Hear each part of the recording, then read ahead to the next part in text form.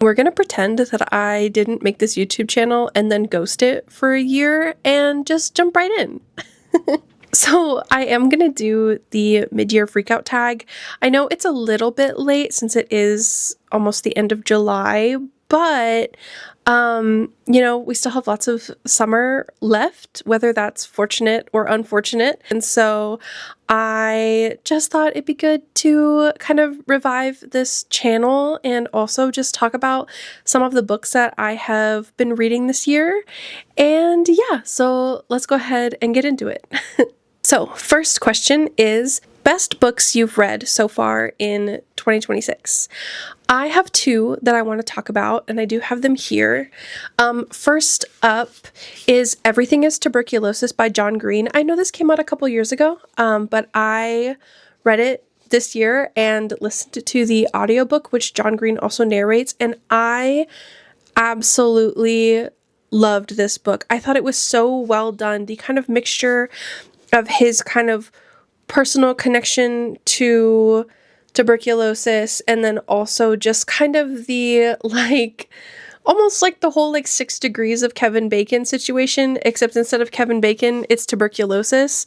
I really enjoyed this and I learned so much. It was so interesting. And the other best book of 2026 so far has been Hooked by Asako Yuzuki. This author also wrote Butter, which I thoroughly enjoyed last year. This is also my first ever physical ARC, and I was so excited about it. I emailed the publisher expressing my love for Butter and pleaded to get a physical advanced reader copy, and they luckily said yes, and I am so grateful to Echo Books and HarperCollins for this. I loved this book. I thought it was so well done, and there's just something, especially right now with being on the internet and the kind of like look at parasocial relationships is just so interesting, and I think this book really did a great job of that. So I really enjoyed this one. The next question is best sequel you've read so far in 2026. So I'm currently working my way through, slowly but surely, the Under the Oak Tree series. I don't have the novel version, which is the one I'm technically talking about, but I do have volume 1 of the comic version because the art is just so stunning.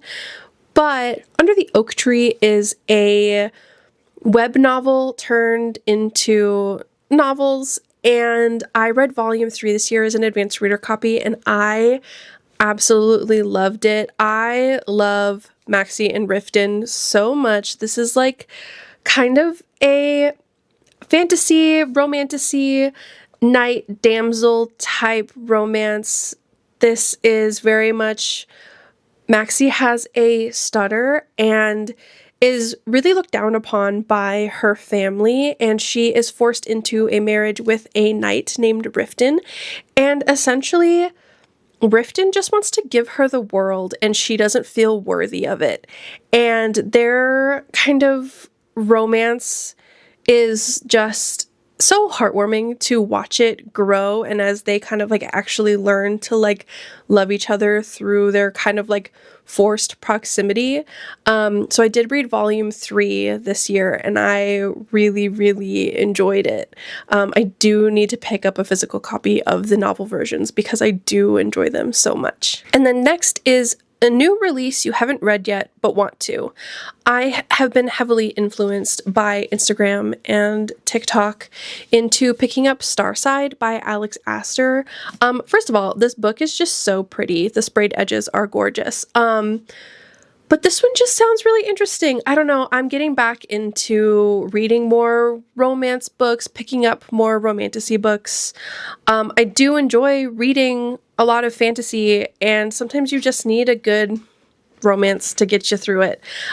So I've heard really good things. It has a pretty decent rating on Goodreads, and so I'm hoping that it is worth the hype. We'll see. I'm going to get to it this year. I am determined. And speaking of hype though, The next question is, what is your biggest disappointment so far in 2026? And that was The Night and the Moth by Rachel Gillig. I was so disappointed in this book. It had so much hype. I knew a lot of people really enjoyed the story, the magic, like the world and the romance, and it just fell flat for me in every way, and I was honestly so frustrated about it. I had a hard time believing the romance, and I found this book to be really predictable, and so I just didn't quite get behind the kind of like journey and quest that they were on. I'm sad to say this one just wasn't for me, unfortunately. But it did end on enough of a cliffhanger that I am interested to see what happens with the sequel. I don't necessarily know that I would read the sequel. I'd be okay if someone spoiled it for me, but I am still interested in what happens. And strangely enough, speaking of romances and romantasy, the next question is, what is the kind of biggest surprise of 2026? And for me, it is actually Phantasma and Enchantra. These are kind of dark fantasy romance books. These, honestly, I didn't think I was going to enjoy them as much as I did, and I loved them both. Also, the audiobooks are so well done. I thoroughly enjoyed these. I actually kind of can't recommend them enough. I had such a great time. You want entertainment and kind of like a fun little magical world with like kind of no need to be super invested into every little thing. You should definitely check out this series. The third book, I think, comes out this year or next year, and I am definitely going to be picking it up. I'm very excited. And then next is favorite new author of 2026. So I have two. I jumped on the Dungeon Crawler Carl train this year, and Matt Dinniman can write. It is such an interesting world that he's building. His characters are just so dynamic, and I absolutely love this world that he's building and his writing. And yeah, I am on book 3 currently. So, and I know, I think the 8th book came out this year. So I am trying to play a little bit of catch up. But yeah, I also, because I'm enjoying Dungeon Crawler Carl so much, I do also want to read the other book that Matt Dinniman came out with, which was the Operation Bounce House, I think it's called. I also really want to read that one. The other author that has kind of become a new favorite for me is Nevessa Allen. I read Lights Out and thoroughly enjoyed this. The banter was great. I also just recently read one of her new books that just came out called The Kings of Carney, which is like a motorcycle romance, and I also really enjoyed that. She just kind of has this witty banter between her FMC and her MMCs, and I really, really enjoy that. I honestly, after I read Lights Out, I bought the other 2 books that kind of go in this series, and I'm really looking forward to getting to them. Next is newest fictional crush. I don't get too many crushes on fictional characters, but I would say that Rowan from Enchantra, I adored him as a character. Josh from Lights Out, I also adored him. There is just something about a sarcastic, witty, tall, dark, and handsome, traumatized man that I adore. I guess I have a type. But I really, really enjoyed both Rowan and Josh, and so I think that if for some reason I ever had the opportunity to read another book about them specifically, I would immediately pick it up because I absolutely adored them. Slight angle change because my battery died So now it's plugged in and charging while I'm recording. Anyway, next question, what is your kind of newest favorite character? And again, I hate to be that person that talks about Dungeon Crawler Carl, but I really do love Carl as a character. I love the fact that he's not perfect, and that he is also, though, very determined and very thoughtful and caring.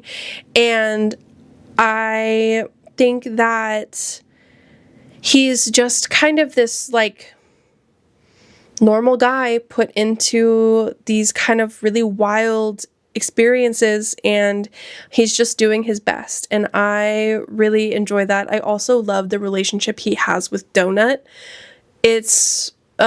I just adore it so much. So I am on the Dungeon Crawler Carl train. So sorry.